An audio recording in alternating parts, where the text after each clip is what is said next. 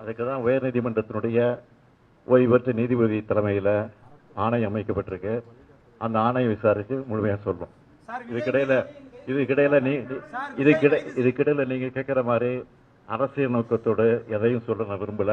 திருப்பி தான் சொல்ல போறேன். ஆனால் ஆணையம் அதுக்காக அமைச்சிருக்கிறோம். இந்த ஆணையத்தின் மூலமாக உண்மை வெளிவரும். அந்த உண்மை வெளிவருகிறப்ப நிச்சயமாக உரிய நடவடிக்கை எடுக்கப்படும். விஜய் கைது செய்யப்படுவாரா சார்? ஆணையம் சொல்லுகிற அந்த அறிக்கையின் அடிப்படையில் உரிய நடவடிக்கை எடுக்கப்படும். யார் கைது செய்யப்படுவார், யார் கைது செய்ய மாட்டார், நீங்கள் கேட்கிற எந்த இடத்தோடு கேட்குறீங்களோ அதுக்கெல்லாம் நான் உட்படுவதற்கு தயாராக இல்லை. விரைவில் தருவதற்கான முயற்சி நிச்சயமாக ஈடுபடும். பாதுகாப்பு குறைபாடு இருந்ததா சொல்றாங்களா சார்? ஸ்பாட்ல வந்து